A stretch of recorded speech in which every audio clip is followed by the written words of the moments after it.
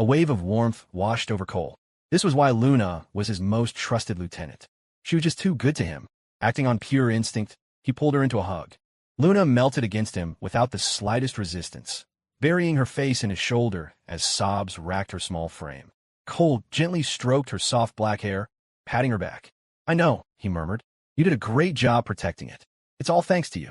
A moment later, he felt her arms wrapped tightly around his waist, holding on for dear life. He stopped stroking her hair and hugged her back in earnest, one arm around her waist, the other cradling the back of her neck. He pulled her closer, applying a firm, steady pressure. He knew this was a stress reaction born from a profound lack of security. She needed a strong response, something to ground her. Anything less, and her sensitive heart might mistake his comfort for indifference. They stood pressed together, the clean scent of her shampoo filling his senses. The feel of her in his arms was startling. She was soft, and the curve of her back was perfect. Cole bit his tongue. What the hell am I thinking? The girl is crying her eyes out, and my mind's in the gutter. An angelic voice in his head screamed. Shameless. A devilish one picked its ear, feigning boredom. Sorry, what was that? It's okay now, Cole said softly, trying to channel some positive energy. I'm here. Nothing to be afraid of. But then he felt something else. They were pressed so tightly together that there was a surprising pressure against his chest. Wait a minute. Cole, the seasoned connoisseur of the female form, felt his mind start to run diagnostics again. Where did that come from? He'd never noticed that particular topography on her before. Was he imagining things? He jolted, biting his tongue again. Get a grip, man. Is this really the time? The angel in his head was practically apoplectic. You are despicable. The devil just shrugged. Don't sweat it. Perfectly normal biological reaction. Luna's sobs gradually subsided into soft, hiccuping breaths. Cole rested his cheek against the top of her head, forcing down the messy, intrusive thoughts. He just held her. After a long while, the crying stopped and the hiccups faded away. Cole looked down. Her tear-streaked face was flushed with a deep blush, and her long lashes fluttered. She was done crying. He smiled. A good cry could be cathartic. Luna tilted her head up to look at him, her eyes red-rimmed but shining brightly. Cole released his hold on her waist and used his hand to gently wipe away the tear tracks from her cheeks. She remained still, letting his hand move across her face, her gaze locked on his. Her pink face was tender and heartbreakingly beautiful. She bit her lip from time to time, her sweet breath hitting his face from less than a foot away. Cole's heart began to hammer in his chest. As she saw his gaze turn heated, Luna's heart skipped a beat. She instinctively tightened her grip on his shirt. She had a feeling something was about to happen. It scared her, but she kept her face tilted up, resolute. Whatever it was, she was ready to accept it. Seeing her expression, so vulnerable, so ready for the taking, sent a fresh surge of heat through Cole's mind. Damn it, what if I can't stop myself? The little devil in his head cackled, drop-kicking the angel. But the angel did a kip-up and decked the devil with a single punch. The devil, nursing a black eye, sneered, "Hypocrite. You're only hesitating because you were thinking she was a B-cup, not AD." Cole steadied himself, giving her soft cheek one last stroke. "We should get back out there." A wave of relief washed over Luna, followed by a strange, inexplicable pang of disappointment. "Okay," she whispered. When they walked out of the stockroom, they were met with the curious stares of Brianna and Wendy. Cole cleared his throat, feeling a little guilty. Luna's face was beet red, but the sadness was gone, replaced by a look of renewed strength, as if she'd just been given a shot of adrenaline. In the middle of the day, Bree said, her tone dripping with disbelief. "A little bold, don't you think? What were you two doing in there?" She gestured at Luna. "Look at her. She's got that post-makeout glow all over her face." "In the middle of the day?" Cole repeated, then shot Bree a thumbs up. "My favorite time." Bree just stared back, completely baffled. While there was still daylight, Cole hopped on his e-scooter and zipped over to the economics department. He found the fourth-floor administrative offices and saw that the door to the dean of students' office was open. Inside, an elegant, dignified woman in a trench coat sat at the main desk. He didn't know her, but no one else would dare sit in that chair. He knocked politely and, after being invited in, reported the day's events, making sure to frame it in the best possible light. He emphasized that his venture provided part-time jobs for students, that he had secured an office in the Student Venture Lab, and that he had already hired upperclassmen for his project team. When it came to anything affecting student entrepreneurship, going to the administration was never the wrong move. He could have gone through the student government or his RA, but Cole believed in going straight to the top. The dean of students, a woman named Isabella Ramirez, was 46. She listened to Cole's account, her brow furrowed. She didn't doubt his story. The police had been called, so it was real. This sort of thing didn't usually reach her desk, but since the student had come all this way, she heard him out. "I understand," she said when he'd finished. "Your first priority should be to reassure your student employees. We will contact the police department to get the full details." "Thank you, Dean Ramirez," Cole said, giving a respectful nod before leaving. Dean Ramirez leaned back in her chair, thinking, this incident could be handled quietly, or it could be leveraged. A small-scale response meant letting the police handle it, but a large-scale response, that could be an opportunity to publicly reaffirm the university's zero-tolerance policy for such behavior. They could even coordinate with other local universities for a joint campaign against the kind of shady practices that threaten student entrepreneurs. The next day, everyone at the Tea Alchemist, including Cole, was interviewed by members of the student government and university administrator. They wanted to hear the story from every perspective. Megan, being from another school and not present during the incident, was exempt, but even Wyatt and his two programmers were called in for a brief chat. A multi-university initiative was officially launched, though it was mostly just official press releases and brainstorming sessions about new preventative measures. For most students, the campaign was just background noise. But for Cole, it was a godsend. The student government's news committee wanted to do a feature on the Tea Alchemist for the university website. This was free, high-profile publicity, and he was going to milk it for all it was worth. The interviewers were a sophomore girl and a junior guy. The girl was a bit on the heavy side, with big eyes and an even bigger personality. The guy's appearance was unimportant. "I started the Tea Alchemist with the simple goal of providing part-time jobs for my fellow students," Cole answered, radiating manufactured sincerity. "If the business does well, maybe I can make a little extra cash for myself, too." While he spoke, he was subtly trying to gauge the interviewers' professional assets. His sly glances might have gone unnoticed by the big-eyed sophomore, but they didn't escape another, more interested party. From behind the counter, Luna's eyes were filled with a familiar resentment. A small, unhappy knot formed in her stomach. She glanced down at her own chest. Why does he like those so much? For a fleeting moment, a fierce competitive streak flared within her, a burning desire to outshine every other girl. But what could she do? Tell him? The thought alone made her blush. That would be utterly shameless. Luna was torn. She worried that if she brought it up, she'd seem desperate, but she couldn't stand the thought of him not knowing. She pursed her lips, then bit down on them. And then she saw it. He was still sneaking glances. All of Cole's skill points had gone into scanning his surroundings, leaving none for stealth. He thought he was being subtle, but his every glance was being meticulously cataloged by a certain someone. The sophomore interviewer, whose name was Holly, wore a demure smile, her eyes filled with curiosity about the freshman before her. "So, tell me a little about yourself, Cole." "Me? I'm just a regular guy. I speak English, I'm average-looking, average hobbies.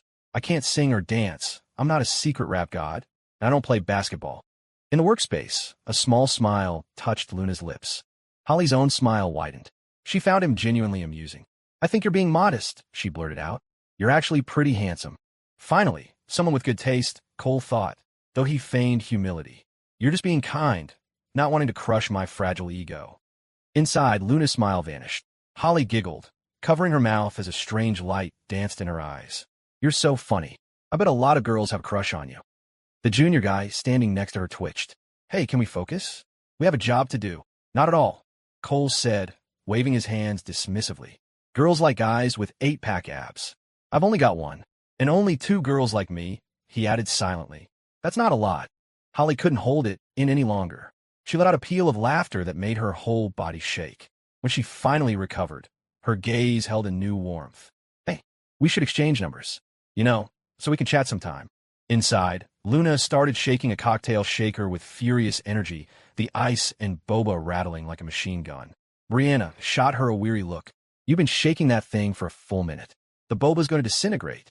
Cole scratched his head, looking apologetic. "Oh, sorry, Holly. I'm trying to do a social media detox right now." Her laugh had been a little too much, like a whirlpool in a fish pond beckoning him closer. "Come on in, little brother. The water's fine." It was terrifying.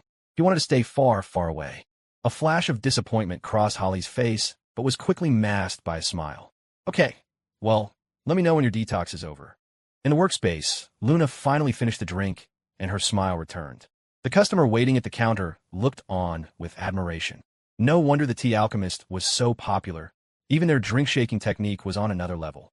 "Holly, and you too," Cole said, turning to the junior guy. "Let me get you guys a drink on the house. Anything you want." The junior guy's eye stopped twitching, and he perked up immediately. "Awesome, thanks, man." Holly also thanked him, though a hint of regret still lingered in her eyes.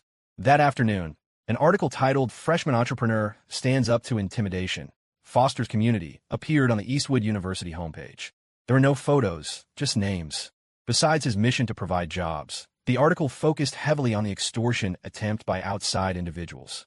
This was followed by a lengthy interview with high-level university administrators, expressing their deep concern and commitment to student safety. It was the kind of article that only overachievers in student government would ever read, but Cole considered it a huge win. He'd gained a sliver of name recognition across campus, and even in other schools. Now, maybe his professors would stop giving him grief for skipping class. In the past few days, a couple of his intro-level professors had expressed their concern, which was really just a warning that he was close to not earning his credits. For the next 2 days, Cole kept a close eye on the police case. The owner of the beef noodle stand, a Mr. Wong, had confessed to hiring the thugs. His motive? He'd been coveting the Tea Alchemist location. His plan had been to harass Cole until he was desperate, then swoop in disguise as a savior and convince Cole to sell in the shop for a rock-bottom price. The legal consequences could go either way, and it all hinged on whether Cole was willing to show forgiveness. If he pressed charges, the guy was looking at a minimum of a year for conspiracy and intimidation. If financial damages were proven, it could be 3 years or more, and Cole's forgiveness wouldn't even matter. But if Cole chose to be lenient, the sentence could be as light as 3 to 6 months, possibly with probation, meaning no jail time. Officer Miller had called him. From his diplomatic phrasing, Cole could tell that someone had been pulling strings, hoping Cole would let it slide.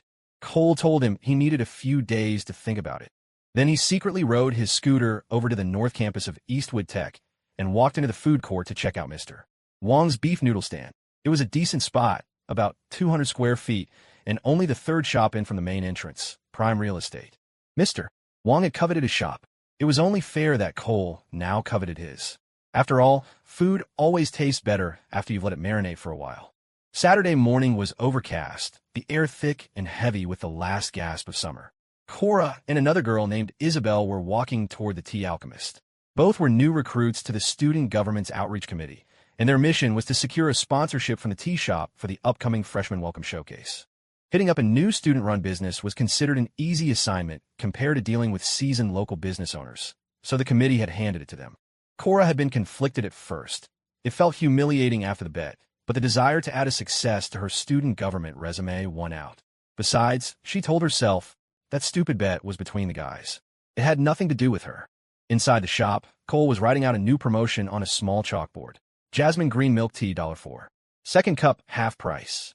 Luna was taping up a new, meme-style sign on the window. Warning, do not drink our tea at a 90 degrees angle. The right angle might get stuck in your throat. Welcome to the Tea Alchemist. What can we get for you? Megan and Brianna called out in unison. I'm looking for your owner, Cora said with a smile. Brianna didn't even need to point. Cole had already seen them. He walked over. Hi there. She was a high-value customer and a source of more high-value customers. Cole, can we talk to you for a minute? Cora's expression was complicated. This guy was such a good actor. Of course. Please come in. Cole smiled and gestured toward a small round table near the door. The three of them sat down, and Cora introduced Isabel, a freshman from the Information Management School. Isabel had been observing Cole. He was handsome, but he had something else, an indefinable quality. He was completely at ease, and his eyes were bright and deep, not like a typical boy's age. Most importantly, he was a gentleman. His eyes hadn't wandered over them once. Your presence graces my humble establishment, Cole said with mock formality. Where are your friends from last time? I find myself missing their company. He sounded so sincere, as if they were long-lost buddies he desperately longed to see again. He had already expertly judged that Isabel was likely somewhere in the B to C range. Cora's eye twitched. You miss them? You miss their money. She maintained a placid smile, pretending the previous incident had nothing to do with her. Oh, we're just casual friends. I'm here today about something important. Oh, what important matter might that be? Cole leaned forward, feigning intense interest. It's something that would be a great promotional opportunity for the Tea Alchemist. A win-win, you could say. Cora used a slightly modified version of the standard sponsorship pitch, thinking it would be a smoother way to hook her new boss Cole. Just be straight with me, Cora. I'm a simple man. Cole said, already guessing their purpose. What else could it be but the freshman welcome showcase? You're simple like a fox is simple, Cora thought, her expression freezing for a second. She glanced at Isabel. Isabel immediately picked up the cue.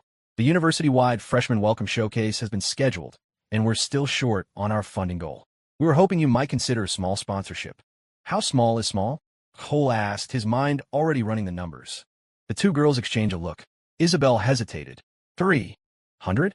If that's too much, 100 or 200 would also be a huge help. I'll give you 500, Cole said. And in return, I get a small display table and a banner, right?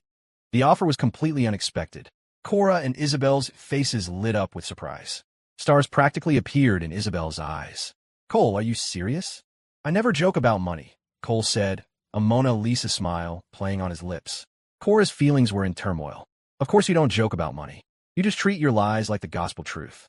But for now, surprise trumped her annoyance, and she let it go. I'll also need to be the named sponsor for one of the performances, Cole added. Of course, that's no problem. Isabel said quickly. Cora actually has a dance number in the show. She volunteered for it herself. A flicker of pride crossed Cora's face. Her application for a performance slot had been approved instantly. She and her dance crew would be performing in front of the entire freshman class, a huge boost to her campus reputation. Perfect. We'll sponsor Cora's act, then, Cole said agreeably. Any performance would do. He thought for a moment, then called out toward the counter. Lou, can you bring me a pen and paper? The nickname, Lou, sent a ripple of pleasure through Luna. Okay, she chirped, fetching a small notepad and pen from behind the counter and placing them on the table in front of Cole. Even Isabel couldn't help but stare. Why would a girl that pretty be working part-time in a tea shop? Her clothes were a bit plain, but she practically radiated light. Cora was also struck by that light, and an immediate, overwhelming sense of rivalry washed over her. It wasn't about a boy. It was the innate competition that exists between women. Cole scribbled a few words on the paper, his handwriting an aggressive scrawl. In a moment, he'd written a slogan. The Tea Alchemist, a little magic in every cup. He tore off the sheet and handed it to them. Just have the announcer say this before the performance. That's easy enough, Cora said, taking the paper. The slogan was catchy, but his god-awful handwriting was almost physically painful to look at. Your handwriting is very unique, Cole, and the slogan really gets to the heart of it. So it's a deal. When can we expect the sponsorship funds? Isabel glanced at the paper. The slogan was great, simple, and memorable. Anytime, Cole said. But are you sure you want to stop at 500? Don't you want to shock the outreach committee with your fundraising skills? He flashed another Mona Lisa smile. The two girls looked at each other, not quite understanding. Cole continued. If you agree to do one more thing for me, I can raise the amount. One more thing? Isabel's heart tightened. What does he want? Is this the casting couch? And he said you, plural. Does he want both of us? The absolute pig. She'd heard stories from upperclassmen about sleazy business owners who expected a little something extra for a sponsorship. It was true. Her gaze toward Cole turned disdainful. Men, ugh. Cora, however, had no such thoughts. Based on their recent interactions, she knew he was about to propose some kind of business arrangement. How much more could you add, Cole? She asked tentatively. Isabel's mind exploded. How much more doesn't matter. We can't do it. She quickly sized Cole up. Okay, 2 at once is definitely a no-go. He'd have to be a lot more charming to even get me to consider it. But then Cole said, the two of you, plus your roommates and any other friend you can rally, at least 6 people total, spend one day holding signs for me at a few intersections I designate. Also, I get to sponsor a second performance. He paused for effect. Do that, and I'll raise the sponsorship to $2,000. And I'll buy you all lunch. That's it. Isabel was stunned. And here I was thinking. It seemed she had misjudged him. He was a good person. After the wave of relief. However, a tiny, resentful thought flickered in her mind. To be honest, if he'd asked nicely, I might have considered letting him. You know, for the sponsorship. Cora's heart was pounding. The entire budget for the welcome showcase was probably only around $10,000. If she alone brought in $2,000, all her previous frustrations with Cole vanished. Without a second thought, she agreed. Done. I'll go find people right now. We can sign the agreement today, if you want. There were plenty of people she could ask. Her roommates, her dance crew, other helpful friends. Perfect, Cole nodded. With tens of thousands of students on campus, the Tea Alchemist brand recognition was still too low. Plenty of students had never even heard of it. You have to spend money to make money. And this was a long-term investment. Soon after, another member of the outreach committee arrived with the official agreement forms, and the contract was signed. All the details were included. A full day of sign holding tomorrow, on Sunday, at several high-traffic intersections. The funds will be transferred on Monday. The two girls left happily, each with a complimentary jasmine green milk tea in hand. "Hey, Lou," Cole said, rewriting the slogan on a fresh sheet of paper. "Can you cut this out and tape it to the glass door?" "On it," Luna said, practically skipping over to do the job, the tips of her ears turning pink. The simple, quirky signs were finally starting to work, catching the attention of passers-by. People would unconsciously read them aloud as they walked past, then break into a smile. Many of them stopped and bought a tea. The attitude of young people was simple. If it's fun, it's worth it. The next day, Cora and Isabel arrived as promised, bringing several other people with them. Ryan, the guy who had been with Cora before, was also there, though he looked a bit uncomfortable. The signs were already prepared. Cardboard posters with the slogan written in colored marker over sheets of A4 paper, with a Tea Alchemist name in large letters. "Thanks for your hard work today, everyone," Cole said. "Lunch and dinner are on me, and everyone gets a free tea at the end of the day." Even though it was part of the sponsorship agreement, offering small perks was the best way to prevent people from slacking off. Maybe because it was the weekend, customers started arriving early, and soon all the tables were full. Cole was happy to see it. It created a sense of buzz, the equivalent of a line out the door without having to pay for it. As he was busy working, Cole suddenly heard a few familiar voices. His 3 roommates had walked up to the shop and were studying the menu board. The shop was crowded, and with Wendy standing in front of the counter, they didn't notice their roommate working inside. Cole was curious. The 3 of them never came this far from campus, unless it was for the internet cafe nearby. I bet so, I bet. Just pick something, $5 limit, Preston urged. "Hold on. This requires careful consideration of flavors," Frank replied. By the time they ordered, they still hadn't spotted Cole. "This place is actually pretty nice," Preston said, pretending to examine the signs on the wall while his eyes scanned the girls sitting at the tables. "It has a certain Starbucks vibe." "A what bucks?" Frank asked, clueless. "You've never heard of Starbucks? It's a coffee shop. I go all the time back home," Preston said, looking at Frank as if he were a caveman. "A shop like this must have cost a fortune," Javi remarked. "At least this much," Preston said, holding up 2 fingers to signify 20,000. He shook his head with a little laugh. Cole was talking about opening a tea shop a while back, as if a regular person could pull something like this off. "True. The rent alone would be insane," Javi agreed. Preston continued his critique with a touch of smugness. "And look at these slogans. They create a perfect atmosphere. Definitely the work of a marketing pro." A coconut pudding milk tea was handed over from behind a female employee, accompanied by a familiar voice. "Thanks for the validation. So what was the bet? Am I not getting a cut?" "Cole, what are you doing here?" Preston was stunned as he took the drink. Then, a look of realization dawned on his face. "So that's why you've been disappearing every day. You're working part-time here." Frank and Javi were just as surprised. They hadn't paid any attention to the staff inside. It never occurred to them that the sole male employee would be their roommate. "Part-time isn't wrong," Cole said with a grin. "Part-time owner, that is." Frank's brain finally caught up. He gestured around the shop, his expression incredulous. "You mean, you did all this?" "Yeah, I told you I was going to open a shop, and here it is," Cole said with a casual shrug. Preston rolled his eyes. "Keep dreaming. Just admit you work here. Why do you have to pretend you own the place? You don't believe me when I tell you the truth. What can I do?" Cole sighed. Why was Preston always so skeptical? He turned to Wendy, who was sealing a drink. "Wendy, am I the boss?" "Yes, you're the boss. Now, can you please move?" "You're blocking everything," she said without looking up, her hands a blur of motion. Embarrassed, Cole took a step back. Preston's expression flickered, his eyes filled with a struggling disbelief. He looked from Wendy to Cole. Suddenly, his eyes lit up. He pointed at Cole. "Oh, I get it. You're acting, aren't you? This is all an act. See for yourself," Cole said, nodding toward the wall. "The business license is right there." Preston actually went to look. He saw the name listed under proprietor, Cole Chun. A wave of sour bitterness washed over him. It's real. He really did it. How is this possible? How had he managed to open a tea shop? It was unacceptable. Weren't they all supposed to muddle through college life together? He felt a sense of profound disorientation. Frank and Javi were equally stunned. The tea alchemist belonged to Cole.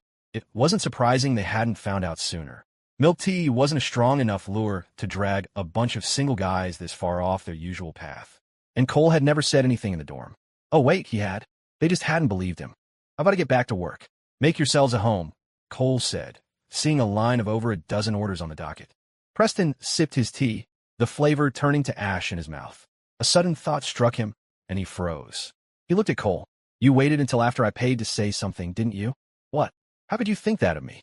Cole said, his voice rising in mock offense. "Am I that kind of person?" Preston just laughed coldly. "Yes, you are exactly that kind of person." The three of them had planned to hit the internet cafe after getting their drinks, but they'd completely lost the motivation. They walked back to campus in a daze. During a lull in the afternoon, Cole tried to take Luna shopping for new clothes, but to his surprise, she refused. When he asked why, she just blushed and shook her head, her eyes pleading with him. Finally, probably afraid he'd get upset, she said she would go in a few days. Cole figured her pride was acting up and decided to drop it, not wanting his good intentions to become a source of pressure for her. It wasn't until later, when he saw a discarded sanitary pad wrapper in the women's restroom trash, that he had a sudden epiphany. It wasn't pride. It was her period. A heavy one. She was worried about having an accident in a store's changing room. Since clothes shopping was off the table, Cole took the time to do a covert inspection of the sign-holding operation. He zipped around on his e-scooter, a ghost in the machine, and found that they were all being reasonably diligent. At each intersection, at least one person was holding up a sign. At one corner, Cora was squatting on the curb, playing on her phone, while Ryan cheerfully held a sign beside her. Maybe this is happiness, Cole thought, watching them from a distance while sucking on a popsicle that tasted like autumn. Just then, his phone buzzed with a stream of Facebook Messenger notifications. He opened them. It was Serena. "Serena, Cole, my eyes are sore and my feet are numb. I don't want to study any more pleading face." Cole replied instantly. "I'll take you out for hot pot tonight. Then I'll give you a full-service eye massage." She replied in seconds. "Deal." Raising hands, "I'm going to take a nap now." Cole, "Okay, get some rest. I'll wake you up beforehand." He felt a pang of sympathy for her. Law school. All those statutes and legal jargon were enough to make a dog's head spin. He stayed busy at the shop until just after 5, then sent Serena a text and headed for the law school. The law school was on the other side of campus, far from Hillside Avenue. By the time he reached her dorm, it was almost 5:40. A few moments later, she emerged from the building. She was dressed casually in slacks and a simple long-sleeved t-shirt, carrying a light jacket in her hand. He told her to bring one, worried the lakeside wind would be too chilly at night. "Cole." The moment she saw him, Serena's cool composure melted away, and she rushed toward him, her arms outstretched like she was a castaway who'd just spotted her rescue ship. As she got closer, Cole could see she was genuinely exhausted, her expression tinged with misery. He took her small hand in his. "Let's walk and talk," he said gently. "Okay," she said, her energy low. Even though she was tired, he still took her to the hot pot restaurant. There was something deeply relaxing about a hot pot meal. He even carried her on his back for part of the way there. Sure enough, after he'd cooked a few slices of lamb and fed them to her, her spirits began to lift. Serena didn't say what was bothering her, and Cole didn't ask. He figured it was the usual combination of family and academic pressure.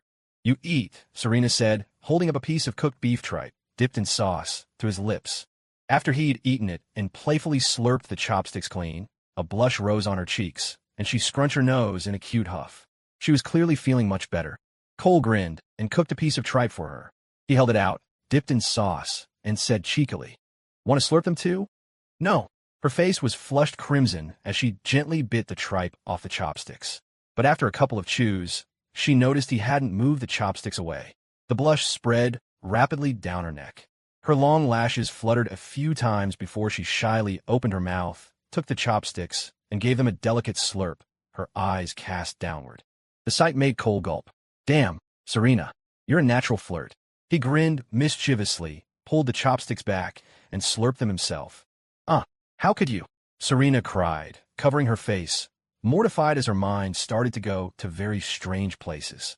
The hot pot left them both feeling warm and flushed, as if winter was already giving way to a second spring. After dinner, Cole decided against going to North Lake. The night wind by the water was a bit too cool for someone already exhausted. Instead, he led her to the Cherry Blossom Grove near the law school. The Grove was a well-known spot for couples, with plenty of dark, secluded corners perfect for one more pair. Serena, of course, was happy to go wherever he led. They had just sat down on a bench when Serena said in a soft, childish voice, "Cole, I'm really tired today. I want you to hold me." What would he say to that? He had to hold her with all his might. He scooped her up in a crossbody hold, one hand supporting her neck like he was holding a baby, Serena let out a contented sigh. She wrapped her arms tightly around his waist and nuzzled her face against his chest, finding a more comfortable position. She really was exhausted. Cole gently massaged the back of her neck to help her relax. She closed her eyes and hummed softly, her expression one of pure bliss. After a while, she murmured, "Cole, I don't want to be a public servant. I don't even think I want to go to grad school. Your family wants you to go into politics." Cole asked softly. "Yeah, during fall break, that's all they talked about. But I have no interest in it." Serena's voice was low and heavy. "Is it your mom's idea?" Cole knew that now was the time to ask questions. She was waiting for him to. "My mom, my uncles, they all want me to." "What does your dad think?" "My dad is more relaxed about it, but unfortunately, his opinion doesn't carry the deciding vote." "What about your grandfather?" "My grandfather is the best to me. He says a political career would be more stable, but in the end, he wants me to follow my heart." From the conversation, Cole pieced it together. Her whole family was in politics. If her uncles were influential, then her retired grandfather must have been a major figure. He imagined her cousins, some already in politics, some pursuing PhDs, others dropping out to go into business. It was a dynasty, and they wanted the next generation to be able to rely on each other. Cole didn't press for names or positions. It wasn't his place, and it had nothing to do with him. He didn't care what their political or business connections were. He, Cole Shun, was willing to risk it all. He would gladly sweep a princess off her feet and carry her away. He leaned closer to her face and whispered, "Then what is it you really want to do?" Feeling his breath, Serena's eyes fluttered open. Seeing his face just inches from hers, she blushed and buried her head in the crook of his arm. Her voice was muffled and indistinct. "I want, for you, to hold me every day." Cole pretended he didn't hear, leaning even closer. "You want what every day?" The grove was dark, the nearest path a good 30 yards away. Students passed by occasionally, but they couldn't see clearly into the shadows. With the lights dim and people far away, a man's mind begins to wander. Her pink face was right below his mouth, their hot breaths mingling. The fresh, milky scent of her skin tickled his nose, making him itch with desire. Serena didn't move a muscle. If she turned her head even slightly, their lips would touch. The world was silent, the only sound their breathing. Cole gently brushed his nose against her cheek. The body in his arms trembled, and the arms around his waist tightened convulsively. His own body blocked what little light there was. He couldn't see her face clearly anymore, but he could hear her breathing quicken into a soft, contented sigh. Her soft lips were right there for the taking. Just then, that same sweet-smelling mouth whispered a protest. "You devil! Your hand!" What about my hand?" Cole feigned ignorance. A girl's skin was like polished jade, flawless. Why settle for a beginner-level target like her cheek when he could be Cole, the advanced-level scoundrel? It was a classic feint, a distraction. She had protested, but she hadn't stopped him. Her rosy lips were parted, and her arms were locked tight around him. After a long moment, Cole realized something was off. Serena had suddenly gone very still.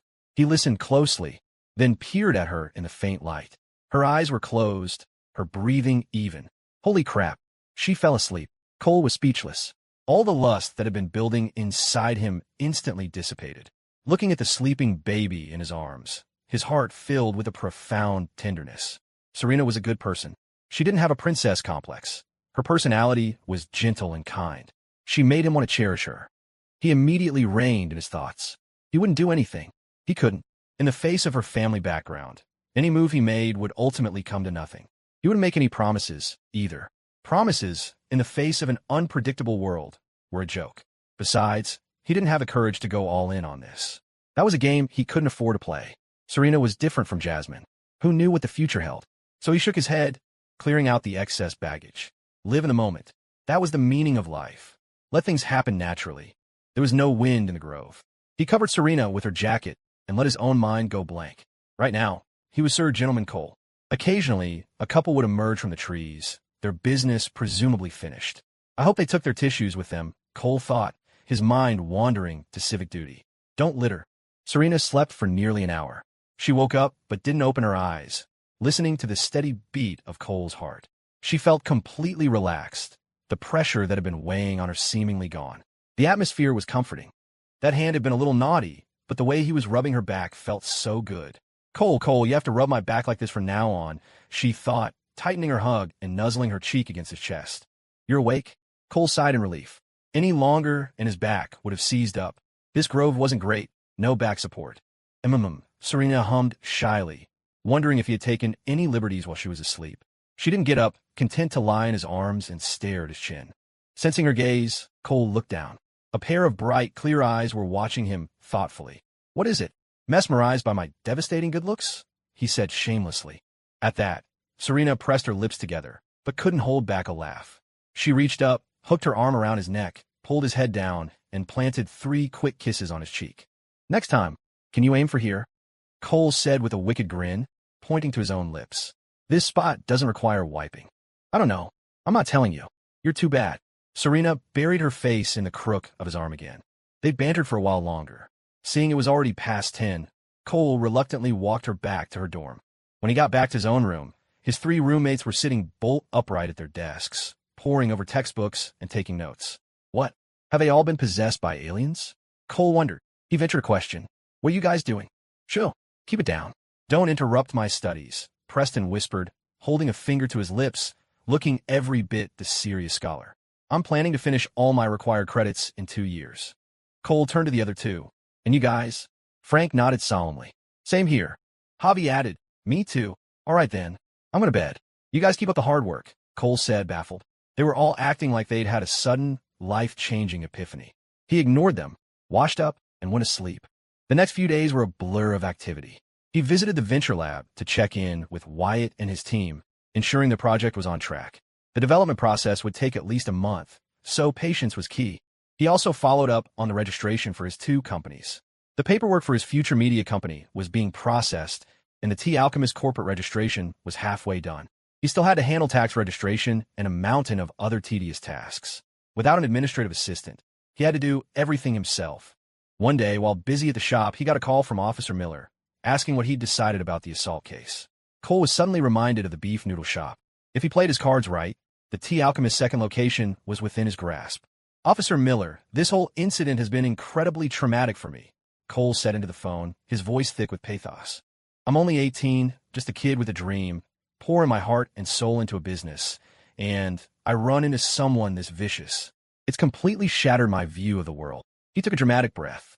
"I was even planning to open a new branch in the food court at Eastwood Tech. I had the perfect spot picked out, but this whole thing delayed me, and now someone else has already rented it.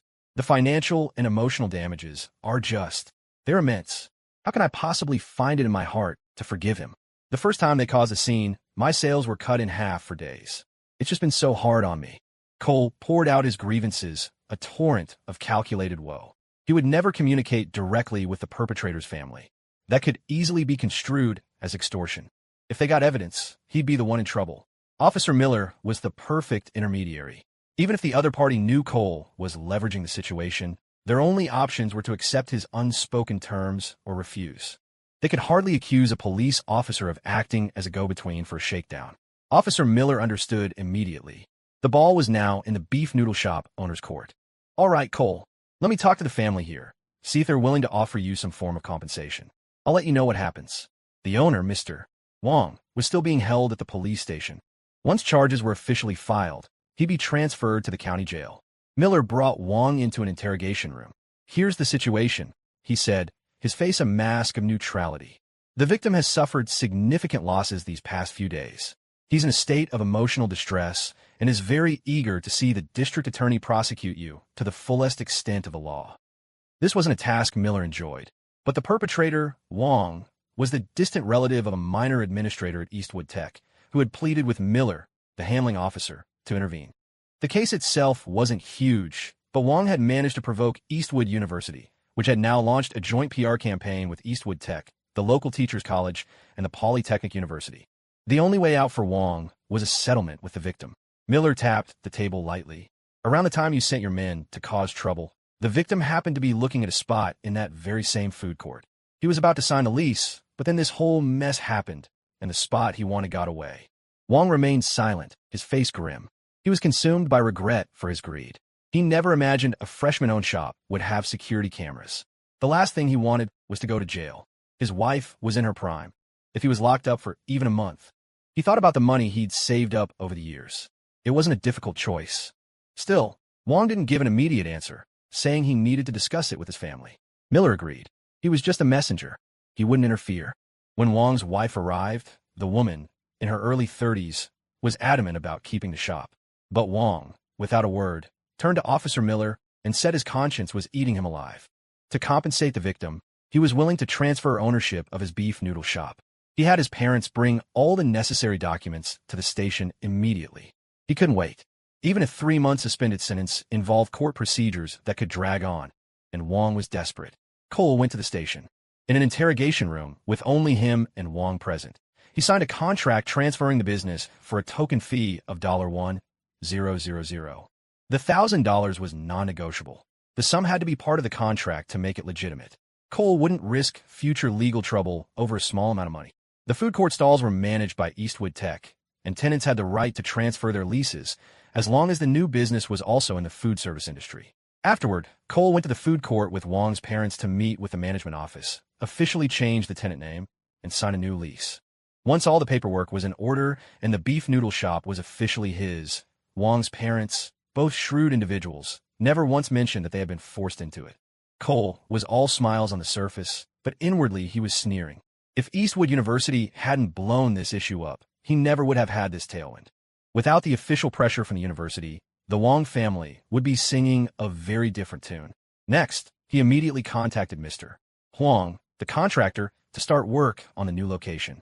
At only 200 square feet, the renovation would be much simpler. He estimated it would be ready in 8 to 10 days. With the new shop secured, Cole finally returned to the station and graciously signed the papers forgiving Wong, along with similar documents for the 3 thugs he'd hired. Cole had already brought the 3 women from his shop to the station to receive formal apologies and promises of compensation from a man. All that was left was his final signature. With that, the police could proceed with the lenient sentencing route. The incident was finally over. Cole had come out of it with a nice little prize. A spot in the Eastwood Tech food court was incredibly hard to come by. The daily foot traffic was massive. It was the kind of location that would be snapped up instantly, without ever needing a for rent sign. The rent was similar to his first shop, but the profit potential was much higher. The Tea Alchemist was finally expanding to Eastwood Tech. Clutching the new lease, Cole cheerfully rewarded himself with a popsicle. His phone buzzed. It was Serena. Serena. Cole, you said you were going to give my eyes a full-service massage, but you forgot unamused face. Cole, I didn't massage your eyes. Flushed face then, where did my massage end up? Serena, you massaged my back. Smiling face with smiling eyes, Cole. All right. How'd I manage to do that? Was it nice? Serena, it was nice smiling face with smiling eyes. Cole, want another one? Serena, yes, Cole. All right. How about we grab dinner at the cafeteria near the law school later? Serena, okay, Cole, give me 2 kisses. Serena, here's 3. Face-blowing kiss, face-blowing kiss, face-blowing kiss. Cole smiled, satisfied. He had genuine feelings for Serena. He'd been on the verge of losing himself to her several times. He would give her anything he had, except for his whole heart. He had to keep a part of it back for himself. That was why he'd skipped her lips and gone straight for her back. Kissing was second only to sex in its power to breach a person's defenses and go straight for the soul. Once he crossed that line, she would enter a completely different state of mind. He had to be sure they were both ready for that. That evening, Serena took him to the law school's cafeteria. They ate their fill, and Cole once again ate food from her chopsticks, an act that did not go unnoticed. The law school had only one transcendent beauty, a cool, ethereal goddess, and she was naturally the center of attention. After being rebuffed a few times, many of the upperclassmen were too intimidated to even speak to the frosty Serena. Now, they were in despair. The goddess had been claimed. Eating from a guy's chopsticks? How close did you have to be to do that? The silent, envious command went out through the cafeteria. Get him. Use your eyes to kill him. That night, Cole once again played the role of back masseuse, foot-rubbing technician, and eye compress specialist. How did he heat the compresses? By blowing warm air on her eyelids, of course. It was all for the sake of helping her relax, a necessary sacrifice. The adorable goddess fell asleep on him again. His reward was 5 soft kisses planted on his cheek. The next afternoon at 5, Cole headed to the Eastwood Tech food court to check on the renovation progress. Tonight was Eastwood Tech's freshman welcome showcase, and he had to see Jasmine's performance. And he had to watch it carefully, because she would definitely be quizzing him on it later. Eastwood Tech's freshman welcome showcase was being held at the stadium and started at 7 p.m. sharp. To snag a good spot up front, Cole slipped in early, blending in with the student volunteers. In the hustle and bustle, no one questioned if he was legitimate. Hey, you, what's your name, freshman? Go check the sound equipment backstage. Make sure the plugs won't get kicked out. A junior girl called out to him. On it, Cole replied. Hey, can I borrow your badge for a sec? I think I dropped mine somewhere. Here, the girl said, taking the lanyard from around her neck and handing it to him. The backstage area was located under the stadium stands. 2 upperclassmen were guarding the entrance. Seeing the badge around Cole's neck, they let him through without a second look. The space was crowded with people touching up their makeup and chatting nervously. Cole followed the power cords and quickly found the outlet in a corner. After confirming it was secure, he placed a stool over it for extra protection. When he turned around, he saw her, Jasmine. She was standing with a few of the girls, all wearing matching white crop tops and casual pants. As if feeling his gaze, Jasmine looked over. Their eyes met, and they both broke into a smile. She beckoned him over, and Cole immediately walked toward her. Jasmine. Cole, how'd you get in here? She asked, leaning in a whisper. Legitimately. See, he said, proudly flashing the badge. Laura Chun? Jasmine's focus seemed to shift. She narrowed her eyes. You've only been here a minute, and you've already picked up a junior? No way. I just borrowed her badge. How else was I supposed to get in to see my most beautiful sister? Cole grinned. You and your silver tongue. Jasmine shot him a playful glare and raised her hand as if to smack him. I ought to hit you. With her slightly smoky eye makeup, the look was devastatingly charming. It made Cole's heart itch. Jasmine, is this your brother? Asked Alex, the girl standing next to her, her face full of curiosity. So this was the brother of the famously brother-obsessed Jasmine. She'd imagined some kind of jock from the athletics department, all muscle and with a trendy haircut. This guy was, all right, clean cut, with an easy appeal. She wondered if he had an 8-pack. What was it about him that had so completely captivated the famously aloof Jasmine? Cole, this is Alex. Just call her Alex, Jasmine said, letting the introduction serve as her answer. Shouldn't he call me Alex, Gia? Alex protested. No, he's only allowed to call me Gia, Jasmine said, shaking her head decisively. Hi, Alex, Cole said with a polite nod. Jasmine would never let him call another girl sister. Alex was speechless. Was that a rule now? She'd been skeptical before, but now she was even more curious. Jasmine was the undisputed #1 beauty of Eastwood Tech, the object of desire for every straight male student, from undergrads to PhD candidates, and even some of the younger professors. She was also the object of envy for countless self-important female students. Yet this goddess of a girl was usually as responsive as a block of ice, seemingly indifferent to all men. There were even rumors she was gay, though Alex knew that wasn't true. She listened as the two of them chattered away about trivial, meaningless things. The conversation had zero substance, but they never seemed to tire of it. What really made Alex's scalp tingle was how Jasmine seemed to have transformed into a petulant, easily flustered little girl, using her older sister's status as a cover for what was clearly flirting. It completely shattered Jasmine's cold, proud image. It wasn't just Alex. Everyone else backstage, boys and girls alike, was staring in disbelief. The campus dragon lady had this side to her. Not far away, standing in a corner with his fiery Latin dance partner, Dylan's eyes turned green with envy. This was the brother whose opinion had to be consulted? Was he better looking than him? Other than being a little taller, what did he have? Was Jasmine blind? Or had this guy slipped her a love potion, cast a spell on her, hired a master to perform a lifelong love curse? Dylan's heart was soaking in acid, gnawed on by jealousy. The worst part was, he had no right to be jealous at all. Bored and unable to get a word in, Alex finally reminded her. Jasmine, there's a spot over there. It's time to change your shoes. Okay, Jasmine replied. The dance team wore matching shoes for a better visual effect. She jerked her head toward the bench. Alex, you guys go sit down and change. I'll change here. Alex didn't press. If the great campus beauty wanted change, standing up, so be it. Then she heard Jasmine point to a corner. Cole, go get that bag of shoes for me. The one with the #1 on it. Cole did as he was told. Jasmine steadied herself by putting a hand on his shoulder and lifting one foot. The meaning was obvious. The surrounding students were thunderstruck. What was she doing? The answer was clear. She was having her brother change her shoes. Cole, the loyal simp, was used to it. He bent down and took off her sneakers, then slipped the new white athletic shoes for the dance on her feet.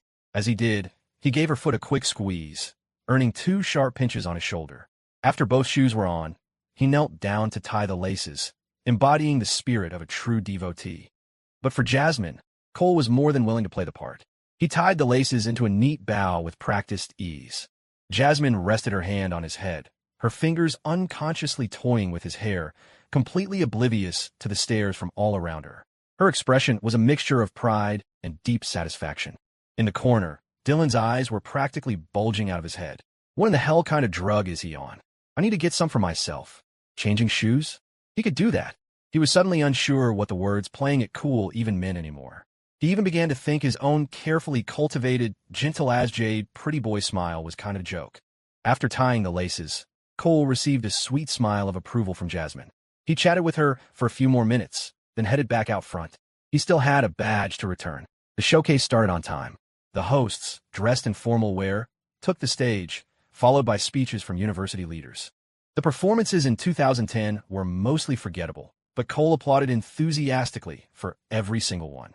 He was standing right next to the section where the university officials were seated, and his energetic support earned him several appreciative glances.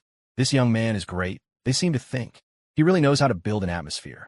The show went on, and the mood was lively.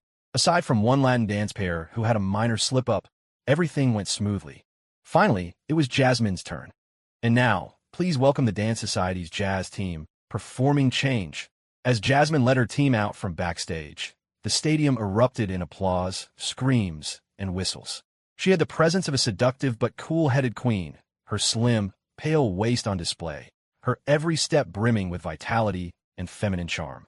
She captured the attention of everyone in the audience, male and female alike. The freshmen who didn't know her were all frantically asking who she was. As the music reached its finale, the applause was deafening. Cole was clapping wildly.